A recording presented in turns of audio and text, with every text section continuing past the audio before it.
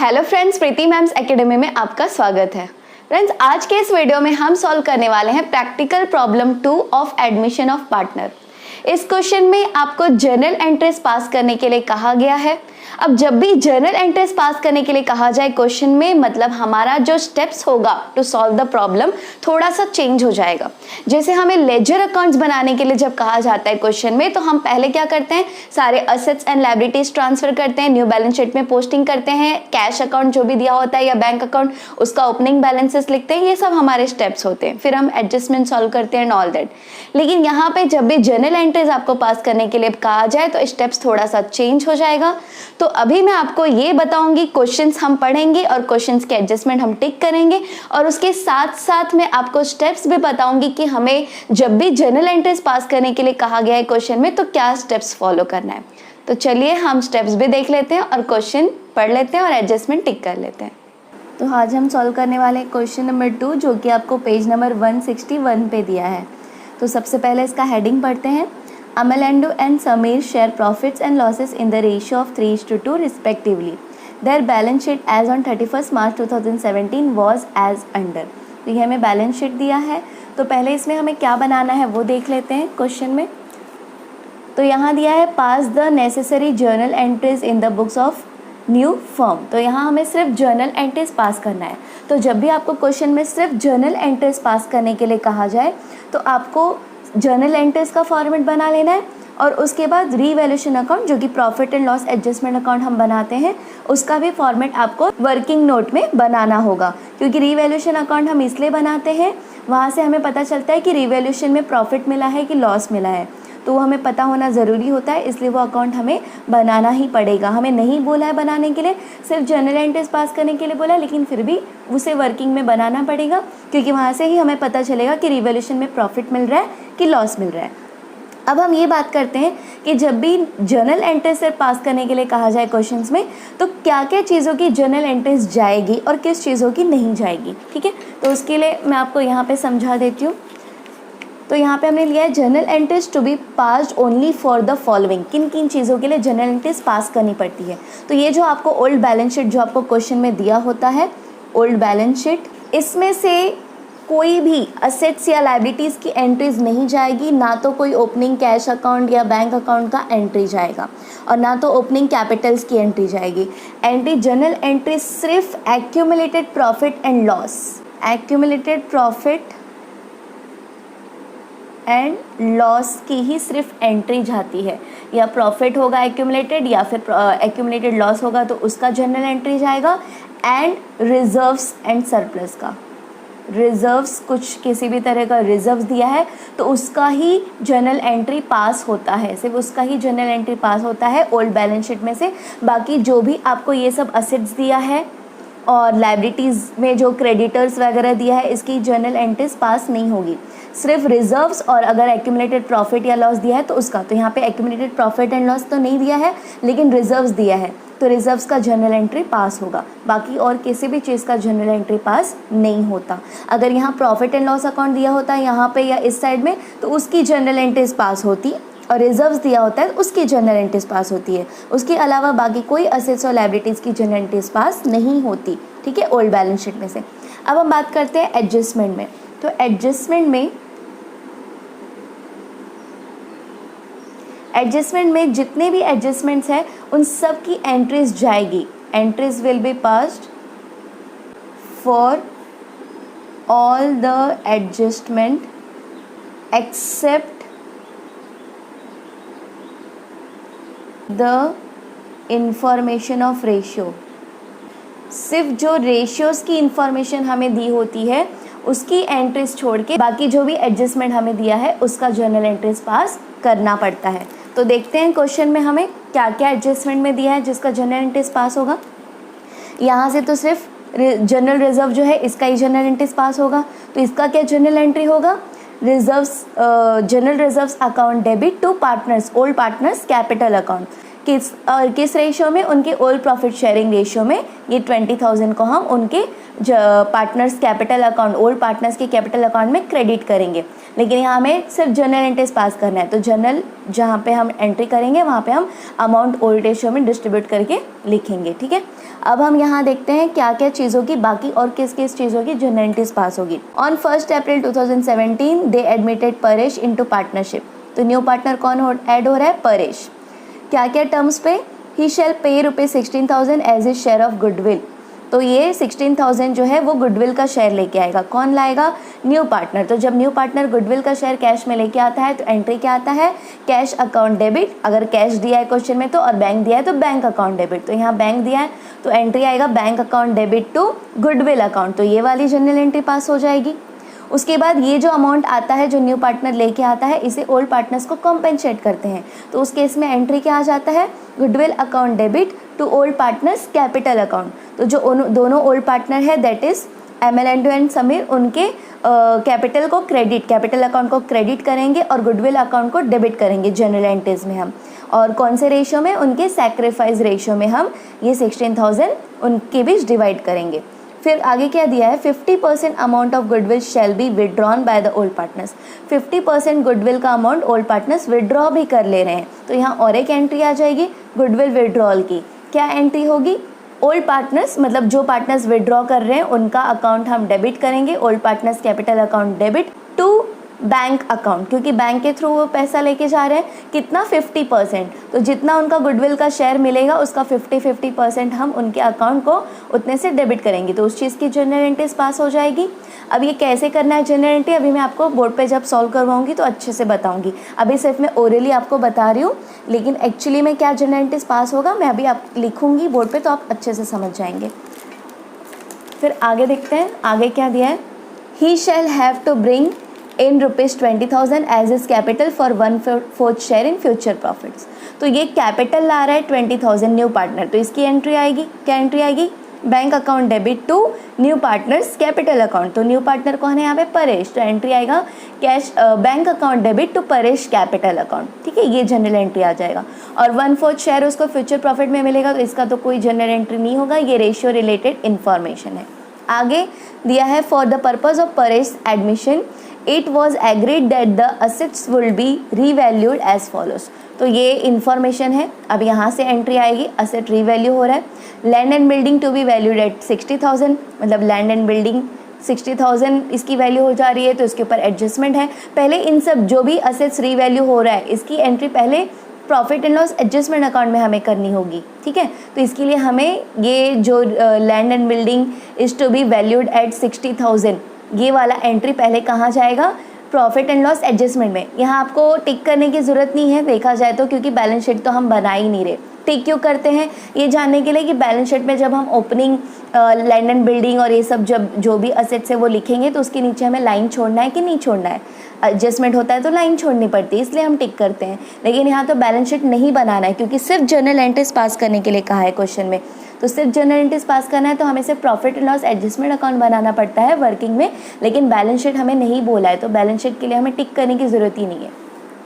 तो यहाँ land and building जो 60,000 हो जा रहा है वैल्यू, तो पहले कितना था वैल्यू लैंड एंड बिल्डिंग का? अगर आप देखेंगे तो यहाँ 50,000 था, तो 10,000 से उसकी वैल्यू क्या हो रही है? एप्रिशिएट हो रही है। तो इस केस में क्या होगा? Profit and loss adjustment account credit होगा 10,000 से, और उस केस में जनरल एंट्री क्या पास होगा? Land and building account debit to profit and loss adjustment account, ये जनरल एंट्रीज पास होगा।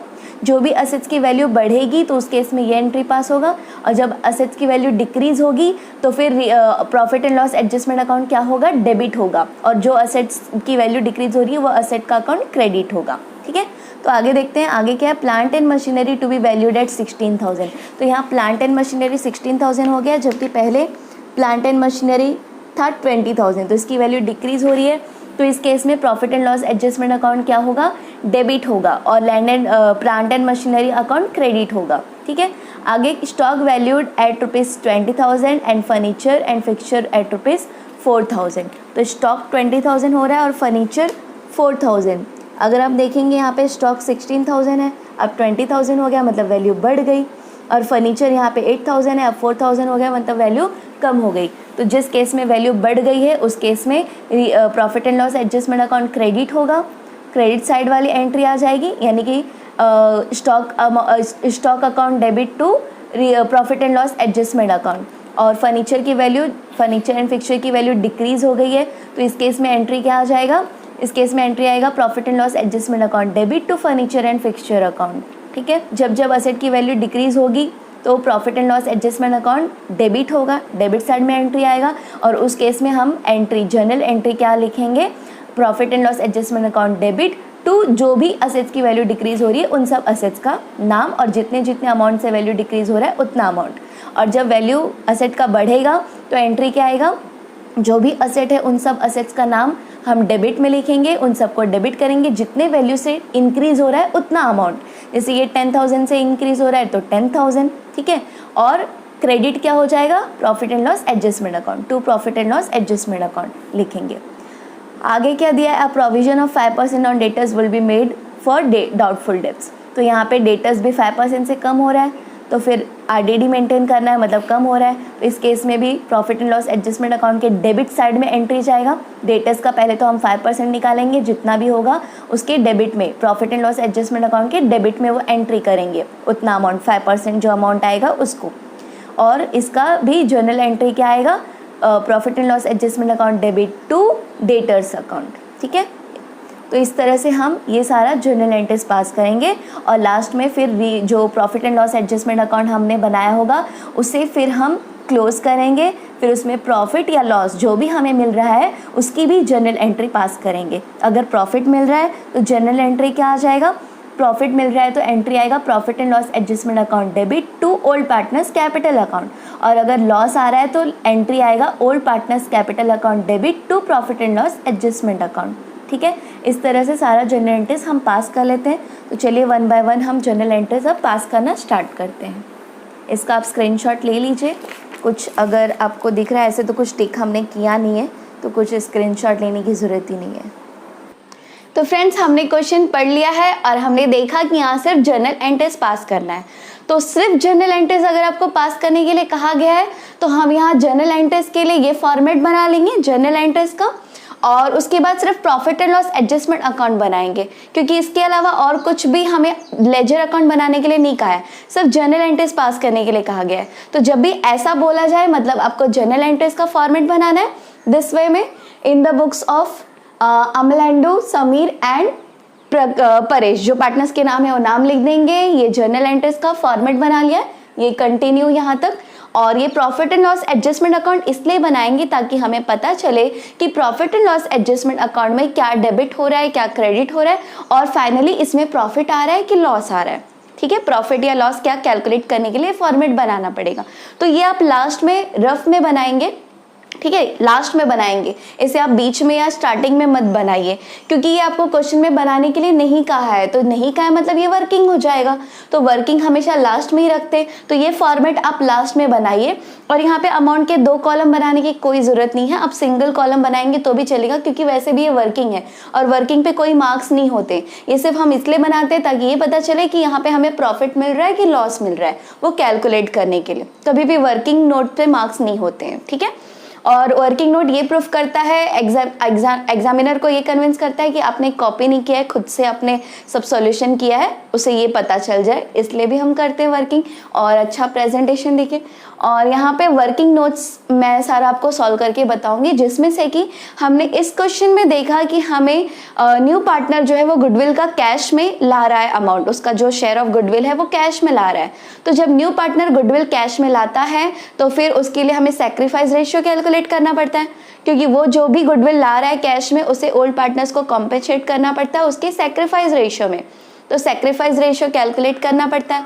और यहाँ पे new profit sharing ratio calculate करने की कोई ज़रूरत नहीं है, क्योंकि हमें यहाँ पे ऐसा कहीं नहीं बोला है क्वेश्चन में कि adjust the capitals of all the partners as per their new profit sharing ratio. तो जब ऐसा बोला नहीं है तो हम न्यू प्रॉफिट शेयरिंग रेशियो भी कैलकुलेट नहीं करेंगे, और उसके साथ साथ हम पार्टनर्स कैपिटल अकाउंट भी बनाने की ज़रूरत नहीं है। लेकिन अगर ऐसा बोला होता तो हमारा 2 काम और बढ़ जाता, आपको वर्किंग में पार्टनर्स कैपिटल अकाउंट भी बनाना पड़ता और न्यू प्रॉफिट शेयरिंग रेशियो भी कैलकुलेट करना पड़ता। ठीक है, क्योंकि पार्टनर्स कैपिटल अकाउंट में जो जितना भी अमाउंट एडजस्ट करना पड़ता है, ठीक है, उनके new profit sharing ratio calculate करने के बाद, लिखने के बाद जो बाकी का अमाउंट हम एडजस्ट करते हैं लोन अकाउंट के थ्रू या कैश अकाउंट के थ्रू, उसकी जर्नल एंट्रीज आ जाती है। तो उसके लिए हमें वो फॉर्मेट भी वर्किंग में बनाना पड़ता, वो वाला लेजर भी। लेकिन यहाँ ऐसा कुछ नहीं बोला है, तो हमारा दो काम रेड्यूस हो गया। एक तो न्यू प्रॉफिट शेयरिंग रेशियो भी नहीं कैलकुलेट करना पड़ेगा और पार्टनर्स कैपिटल अकाउंट भी नहीं बनाना पड़ेगा वर्किंग में, ठीक है। तो सिर्फ सैक्रिफाइस रेशियो कैलकुलेट करना है, राइट।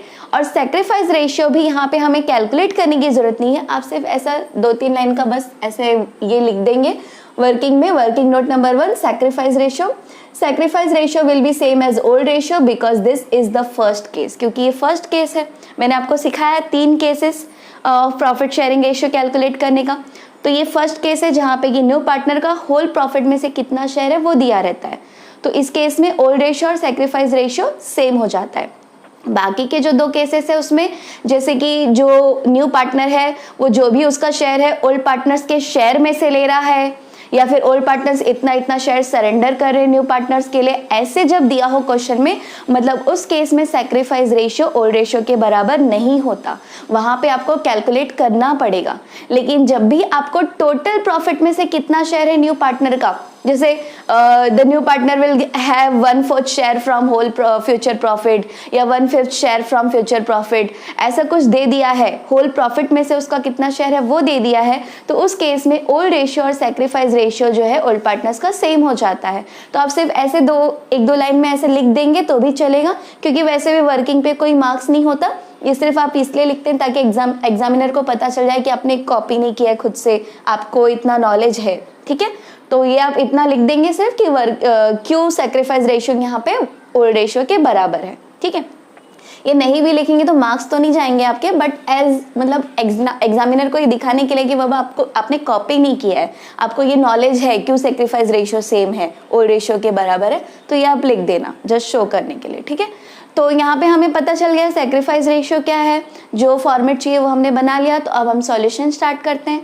तो जैसा कि स्टेप्स में मैंने आपको बताया, जब भी जर्नल एंट्रीज करना हो तो सबसे पहला स्टेप नंबर 1 क्या होगा कि जो आपको बैलेंस शीट दिया हुआ है क्वेश्चन में, उसमें जो भी एक्यूमुलेटेड प्रॉफिट या लॉसेस दिया है या फिर रिजर्व्स दिया है, तो वो सारा हम पहले डिस्ट्रीब्यूट करते हैं ओल्ड पार्टनर्स के बीच, तो उसकी एंट्री आएगी, उसकी जर्नल एंट्री आएगी। तो जर्नल एंट्रीज क्या आता है, अब यहाँ पे जनरल रिजर्व दिया है आपको क्वेश्चन में, आप देखेंगे लायबिलिटी साइड में तो सिर्फ जनरल रिजर्व्स दिया है, तो मैं रिजर्व्स की एंट्री बता रही हूँ। जनरल रिजर्व्स की एंट्री क्या आएगी, general reserves account debit to old partners capital account, क्योंकि रिजर्व्स क्या होता है, एक तरह का एक्यूमुलेटेड प्रॉफिट होता है। तो प्रॉफिट हम कहाँ लिखते हैं, पार्टनर्स कैपिटल अकाउंट के क्रेडिट साइड में लिखते थे हम, मतलब इस केस में पार्टनर्स का कैपिटल अकाउंट क्रेडिट होगा, जनरल रिजर्व उन्हीं वहीं डिस्ट्रीब्यूट करते थे, क्रेडिट साइड में लिखते थे हम, तो वहां पे हम उनके क्रेडिट साइड में लिखते थे, मतलब पार्टनर्स का कैपिटल अकाउंट क्रेडिट होगा ओल्ड पार्टनर्स का, और जनरल रिजर्व अकाउंट जो है वो डेबिट होगा, ठीक है।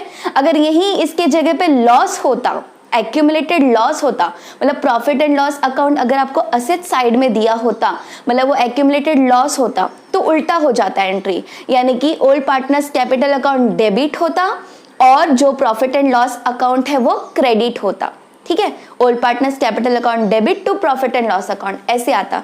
लेकिन ये जनरल रिजर्व्स है, रिजर्व्स एक्यूमुलेटेड प्रॉफिट होता है, तो इसकी एंट्री क्या आएगी, general reserve account debit to old partners capital account. तो यहाँ ओल्ड पार्टनर कौन कौन है, यहाँ पे ओल्ड पार्टनर है अमेलेंडो एंड समीर, तो एंट्री आ जाएगा general reserves account debit to Amalendu's capital account और टू समीर्स कैपिटल अकाउंट, ठीक है। तो हम एंट्री कर लेते हैं। सबसे पहले तो आप यहाँ पे डेट लिखेंगे, तो डेट में हम सबसे पहले ईयर लिखेंगे, तो ईयर हमें दिया है 2017 और ये न्यू फर्म का जर्नल एंट्रीज पास कर रहे हैं हम। तो न्यू फर्म कब से स्टार्ट होगा, ओल्ड फर्म क्लोज हो जाता है जब न्यू पार्टनर आता है, तो और फिर से उसकी शुरुआत होती है रिकंस्टिट्यूशन के बाद। तो फिर न्यू फर्म तो कब से होगा, 1 अप्रैल से, 31 मार्च को 2017 को क्लोज हो रहा है, तो 1 अप्रैल से हो रहा है, तो यहाँ पे डेट आ जाएगा 2017 और यहाँ 1 अप्रैल। तो फर्स्ट एंट्री हम करते हैं, यहाँ पे फर्स्ट एंट्री क्या आएगा, general reserve account debit to old partners. Old partner कौन कौन है, अमेलेंडो और समीर, तो सबसे पहले हम लिखेंगे टू अमेलेंडोस कैपिटल अकाउंट, और second partner, old partner second कौन है, समीर, तो यहाँ पे टू समीर्स कैपिटल अकाउंट। तो यहाँ अब अमाउंट कितना जाएगा, अमाउंट जो आपको रिजर्व्स का दिया हुआ है ये आप पहले यहाँ डेबिट में लिखेंगे और उस अमाउंट को इन दोनों पार्टनर्स के बीच इनके ओल्ड रेशियो में डिस्ट्रीब्यूट करना होता है। कौन से रेशियो में, ओल्ड रेशियो में।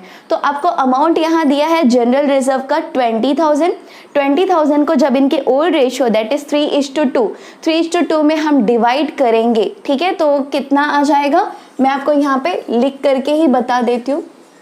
तो सबसे पहला है ML&O का 20,000 जो कि रिजर्व्स है उसका 3/5 इसका ओल्ड रेशियो है, तो इसका कितना आ जाएगा 12,000, ठीक है। और दूसरा है समीर, तो समीर का भी 20,000 इंटू 2/5 आप करेंगे तो इसका आ जाएगा 8,000, ठीक है। तो यहाँ पे जनरल रिजर्व्स तो है 20,000, यहाँ लिख देंगे 20,000, उसमें से ML&O को कितना जा रहा है 12,000 से इसका अकाउंट क्रेडिट हो रहा है और समीर का कितने से क्रेडिट हो रहा है 8,000 से, तो यहाँ पे 8,000 यहाँ डैश करेंगे। अब आपको नरेशन लिखना पड़ेगा, नरेशन लिखना ज़रूरी है नहीं तो आपके मार्क्स कट जाएंगे, ठीक है, नरेशन पे भी मार्क्स होते हैं। तो जब भी जर्नल एंट्रीज पास करेंगे नरेशन लिखना है और नरेशन हमेशा बीइंग से स्टार्ट होता है, तो लिखेंगे being general reserves transferred to old partners capital account, ठीक है। उसके बाद अब जो नेक्स्ट एंट्री हम कहाँ से स्टार्ट करेंगे, डायरेक्ट एडजस्टमेंट से, क्योंकि जो भी असेट्स एंड लायबिलिटीज दी होती है, जो भी ओपनिंग बैलेंसेस दिए होते हैं उसकी कोई एंट्री नहीं जाती, ये मैंने आपको बताया। तो डायरेक्टली हम एडजस्टमेंट से स्टार्ट करेंगे। तो एडजस्टमेंट में हमें दिया है on 1 April 2017 they admitted Paresh into partnership, the term being that first adjustment दिया है he shall pay ₹16,000 as is share of goodwill. तो यहाँ पे वो गुडविल ला रहा है, कितना ला रहा है गुडविल 16,000। तो जब भी न्यू पार्टनर गुडविल लाता है कैश में तो एंट्री क्या आ जाता है, एंट्री आता है कैश अकाउंट डेबिट अगर कैश अकाउंट है तो, और अगर हमें क्वेश्चन में बैंक अकाउंट दिया है, जैसे कि इस क्वेश्चन में बैंक अकाउंट दिया है, तो एंट्री आएगा bank account debit to goodwill account, right.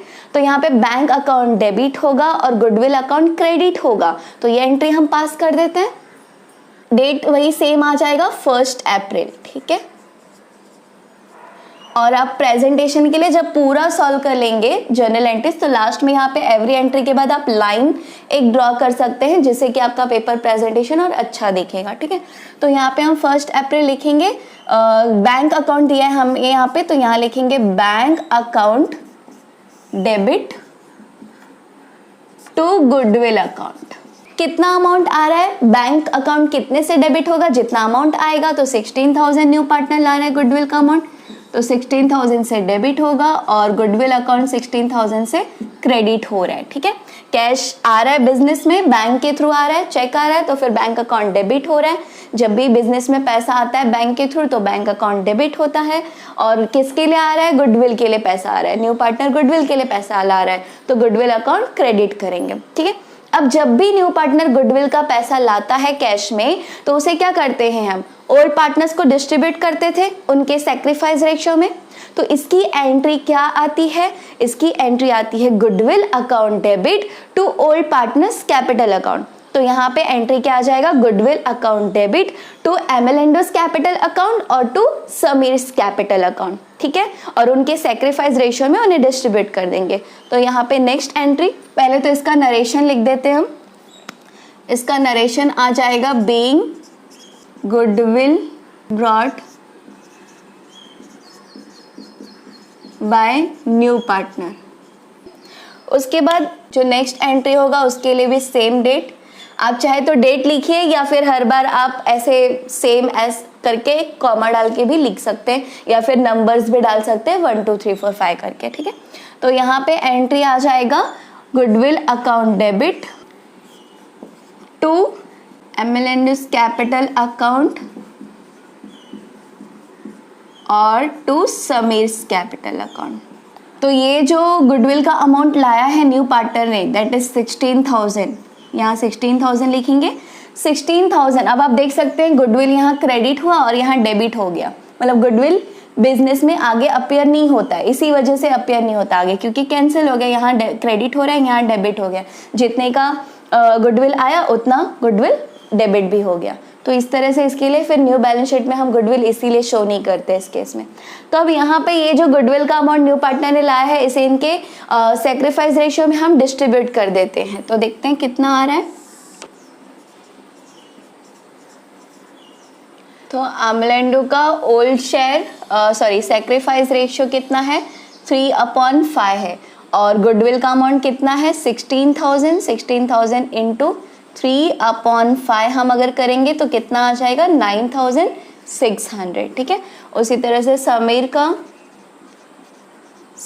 का भी 16,000 गुडविल है इंटू उसका सैक्रिफाइस रेशियो क्या है 2/5, तो इसका आ जाएगा 6,400। ओके, तो इस तरह से दोनों का हमें मिल गया, दोनों का गुडविल में इतना इतना शेयर मिलेगा, कॉम्पेंसेशन मिलेगा।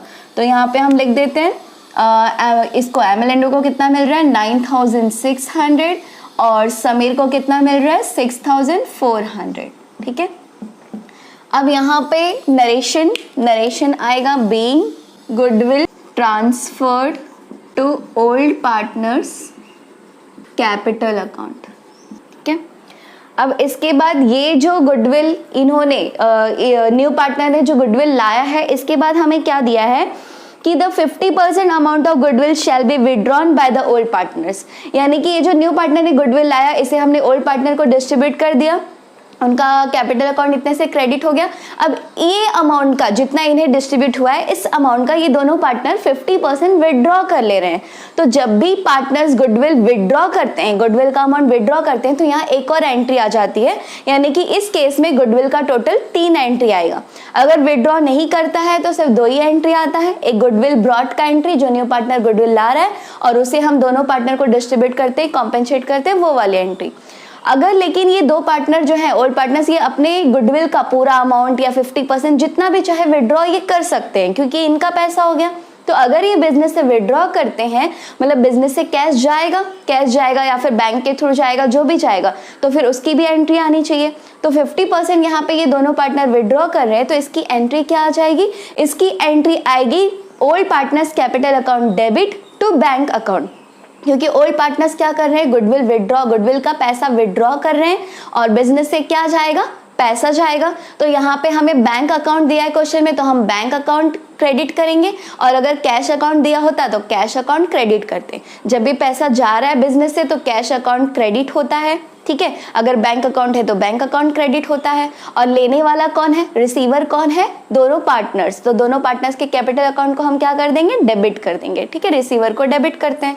तो यहाँ पे एंट्री आ जाएगा, नेक्स्ट एंट्री 1 अप्रैल, तो इसकी एंट्री हम लिखेंगे, दोनों पार्टनर के अकाउंट को डेबिट करेंगे, क्योंकि ये दोनों पार्टनर यहाँ पे क्या है, रिसीवर है, दोनों कैश ले रहे हैं, उनका जो भी गुडविल है उसका 50% विड्रॉ कर रहे हैं, तो इनके अकाउंट को हम डेबिट करेंगे, क्योंकि रिसीवर को हम डेबिट करते हैं। तो यहाँ पे लिखेंगे एमलेंडोस कैपिटल अकाउंट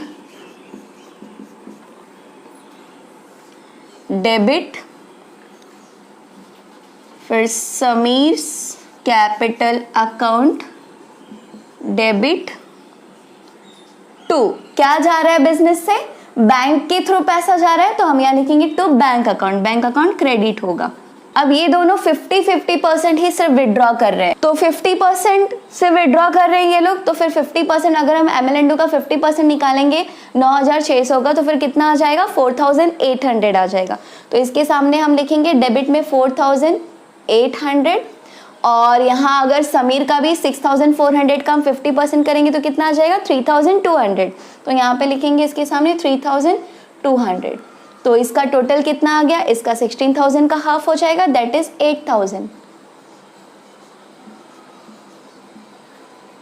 ठीक है, तो अब यहाँ पे नरेशन आ जाएगा, being 50% of goodwill withdrawn bye partners. अब इसके बाद ये जो गुडविल का एंट्री हमने कर दिया, अब नेक्स्ट एडजस्टमेंट देखते हैं क्या दिया है।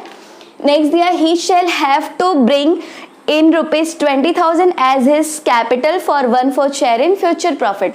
मतलब जो न्यू पार्टनर है वो कैपिटल का अमाउंट ला रहा है 20,000 कैश में। तो जब भी न्यू पार्टनर कैपिटल लेकर आता है तो उसकी एंट्री क्या आ जाएगी, बैंक अकाउंट डेबिट, क्योंकि बिजनेस में कैश आ रहा है, बैंक के थ्रू आ रहा है, बैंक अकाउंट हमें दिया है तो बैंक अकाउंट डेबिट होगा। जब भी बिजनेस में पैसा आता है, कैश आता है तो कैश अकाउंट डेबिट होता है, बैंक के थ्रू आता है तो बैंक अकाउंट डेबिट होता है। तो यहाँ हम लिखेंगे bank account debit to new partners capital account. New partner कौन है यहाँ पे, न्यू पार्टनर है परेश, तो यहाँ पे लिखेंगे टू परेश कैपिटल अकाउंट। ठीक है, ये एंट्री तो हम लेजर के टाइम पे भी हमने बहुत बार सुना है, ये तो आप सीख गए होंगे कि जब भी न्यू पार्टनर कैश में लाता है उसका amount of share of capital, तो एंट्री क्या आ जाता है, कैश अकाउंट दिया है तो cash account debit, bank account दिया है क्वेश्चन में तो bank account debit to new partners capital account. तो यहाँ पे हम एंट्री लिखते हैं इसका 1 अप्रैल, न्यू पार्टनर कौन है, परेश, तो यहां पे लिखेंगे परेश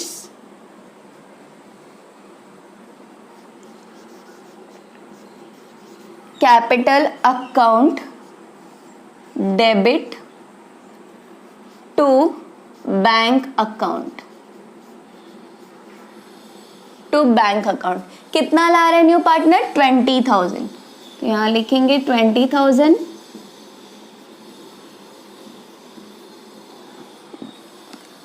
और नरेशन आएगा being Paresh brings his share of capital. ठीक है, तो ये इसके बाद देखते हैं नेक्स्ट एडजस्टमेंट हमें क्या दिया है। इसके बाद दिया है for the purpose of partners admission it was agreed that the assets will be revalued as follows। मतलब अब assets revaluation की एंट्री दी हुई है, एडजस्टमेंट दिया हुआ है।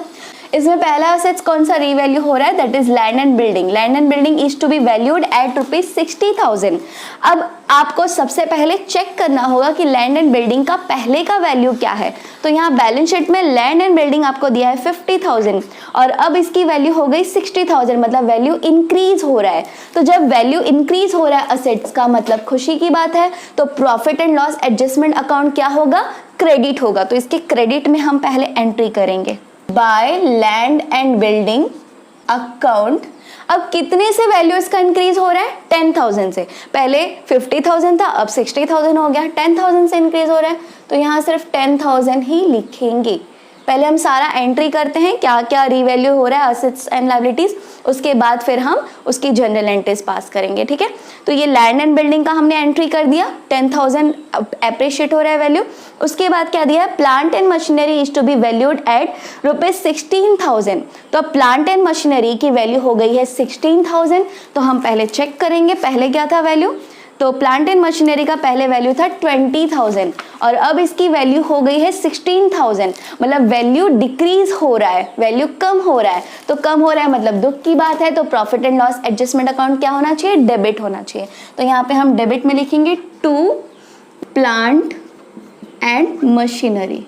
कितने से वैल्यू कम हो रहा है, पहले कितना था 20,000, अब कितना हो गया 16,000, 4,000 कम हो गया। तो यहाँ लिखेंगे 4,000। ओके, इसके बाद आगे हमें दिया है stock valued at ₹20,000 and furniture fixtures at 4,000। तो स्टॉक की वैल्यू पहले कितनी थी ये चेक करते हैं। पहले थी स्टॉक की वैल्यू 16,000 जो कि अब हो गया है 20,000।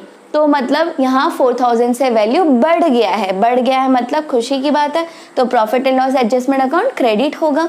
तो यहाँ लिखेंगे बाय स्टॉक अकाउंट 4,000 से इसकी वैल्यू बढ़ गई है। ठीक है, इसके बाद फर्नीचर एंड फिक्सचर्स 4,000 हो गई इसकी वैल्यू। पहले कितनी थी 8,000, अब इसकी वैल्यू हो गई 4,000। मतलब वैल्यू क्या हो गया, डिक्रीज हो गया। तो हम इसको डेबिट साइड में लिखेंगे टू फर्नीचर एंड फिक्सचर। कितने से वैल्यू डिक्रीज हुआ है, 4,000 से। पहले 8,000 था, अब 4,000 हो गया। अब इसके बाद देखते हैं इसके बाद क्या दिया है, a provision of 5% on debtors will be made for doubtful debts. यानी कि RDD 5% निकालना है डेटर्स के ऊपर। तो डेटर्स का वैल्यू कितना दिया है पहले हम वो चेक करते हैं। डेटर्स हमें दिया है सन्ड्री डेटर्स 24,000।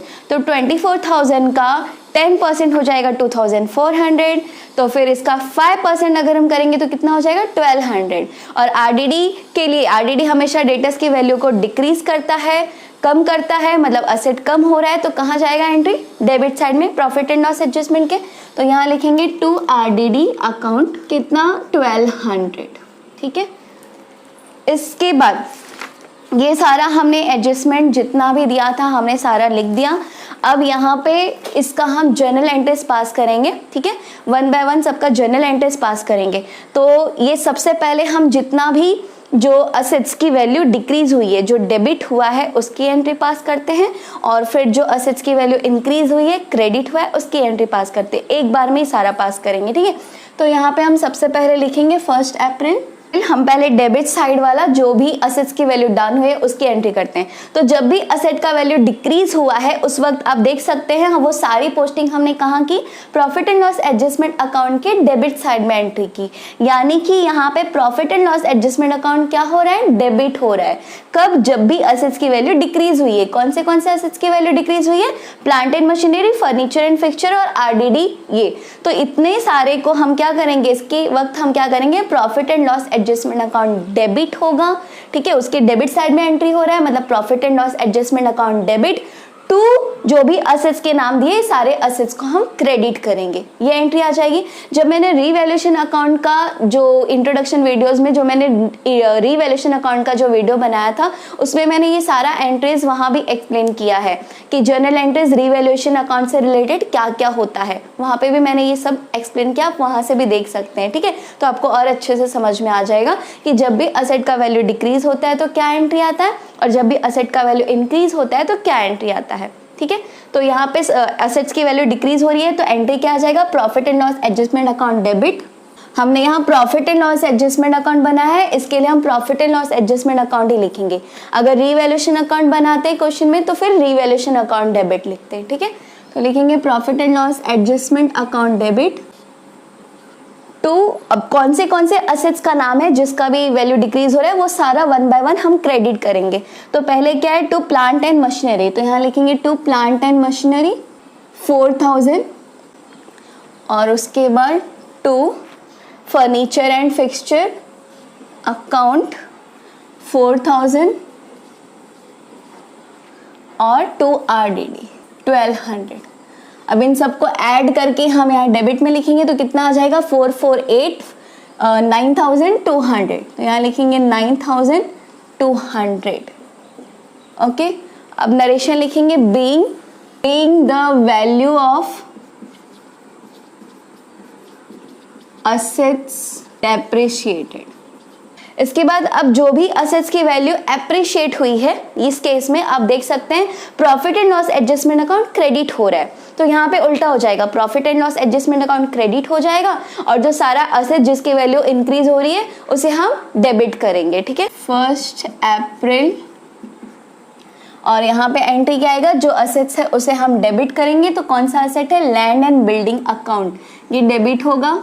पहले land and building account debit, और दूसरा कौन सा असेट है, स्टॉक की भी वैल्यू इंक्रीज हो रही है तो यहाँ लिखेंगे स्टॉक डेबिट, ठीक है। और क्रेडिट क्या हो रहा है, profit and loss adjustment account, तो लिखेंगे to profit and loss adjustment account. अब यहाँ पे लैंड की वैल्यू कितने से इंक्रीज हो रही है, लैंड एंड बिल्डिंग का 10,000, यहाँ लिखेंगे 10,000, और स्टॉक की वैल्यू 4,000 से इंक्रीज हो रही है तो यहाँ लिखेंगे 4,000, दोनों का टोटल कितना आ गया 14,000, तो 14,000 से रीवैल्यूएशन अकाउंट क्रेडिट हो रहा है। अब इसका हम नरेशन लिखेंगे being value of assets appreciate. Narration आप अलग अलग वे से लिख सकते हैं, बस आपको याद रखना है कि बीइंग लिखना जरूरी है स्टार्टिंग में, और क्या हो रहा है, किस चीज की एंट्री पास कर रहे हैं उसे आप इन शॉर्ट में लिखना है। बाकी नरेशन आप थोड़ा सा इधर उधर करके अपने ओन वर्ड्स में लिख सकते हैं, उसका कोई परफेक्ट ऐसा फिक्स सेंटेंस नहीं होता, ठीक है। लेकिन स्टार्टिंग में हमेशा बीइंग रहता है, ये याद रखना है आपको, ओके। तो ये इतना एंट्रीज हमने सारा जो भी एडजस्टमेंट्स हमें दिया था सारा हमने पास कर दिया। अब हमारा काम क्या होगा, लास्ट में हमें profit and loss adjustment account ये हम क्लोज करेंगे, और इसमें जो भी प्रॉफिट आ रहा है या लॉस आ रहा है उसकी भी एंट्री जाएगी, ठीक है, बस उसके अलावा बाकी किसी भी चीज़ की यहाँ पे एंट्री नहीं जाएगी, क्योंकि यहाँ पे हमें सिर्फ जर्नल एंट्रीज पास करने के लिए कहा गया था और कुछ भी नहीं कहा गया था, ठीक है, इसीलिए। तो यहाँ पे हम इसे पहले क्लोज कर लेते हैं। क्या आएगा, तो यहाँ पे क्रेडिट साइड का आ रहा है 14,000 और डेबिट साइड का आ रहा है 9,200, यानी कि क्रेडिट साइड ज़्यादा है, यानी कि revaluation account, profit and loss adjustment account में हमें प्रॉफिट मिलेगा। तो ये 14,000 हम पहले यहाँ लिखते हैं, वही सेम अमाउंट हम यहाँ भी लिखेंगे, और ये 14,000 में से हम जो डेबिट साइड का टोटल है दैट इज 9,200, इसमें ये माइनस करेंगे तो हमें जो आएगा वो क्रेडिट, वो क्या हो जाएगा, प्रॉफिट इन रिवैल्यूएशन अकाउंट हो जाएगा। तो उसे हम क्या करते हैं, क्या लिखते हैं, to profit on revaluation transferred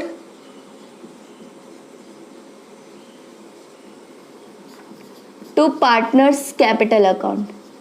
तो दोनों जो पार्टनर्स है, कौन कौन है पार्टनर्स, यहाँ ओल्ड पार्टनर्स को सिर्फ ये ट्रांसफर होता है, ये क्रेडिट जो भी रिवैल्यूएशन में प्रॉफिट या लॉस आता है, तो ओल्ड पार्टनर्स कौन है, एमएल और समीर, तो सिर्फ उन्हीं का नाम लिखेंगे। तो जो प्रॉफिट आया है 14,000 में से 9,200 माइनस करेंगे तो कितना आ जाएगा, 4,800।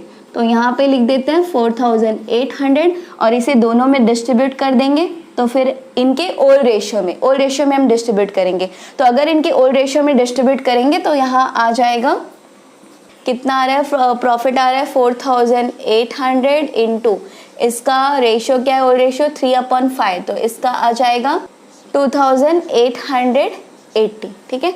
और समीर का 4,800 इंटू 2/5 करेंगे तो इसका आ जाएगा 1,920, ठीक है।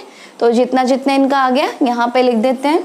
अब ये जो इनका अमाउंट आया है, ये इनको प्रॉफिट इतना इतना डिस्ट्रीब्यूट हुआ है, तो इस केस में आप देख सकते हैं कि profit and loss adjustment account क्या हो रहा है, डेबिट हो रहा है। जब भी प्रॉफिट होता है, जब भी रिवैल्यूएशन अकाउंट में यानी profit and loss adjustment account में प्रॉफिट होता है तो उसकी एंट्री हम कहाँ करते हैं, डेबिट साइड में करते हैं।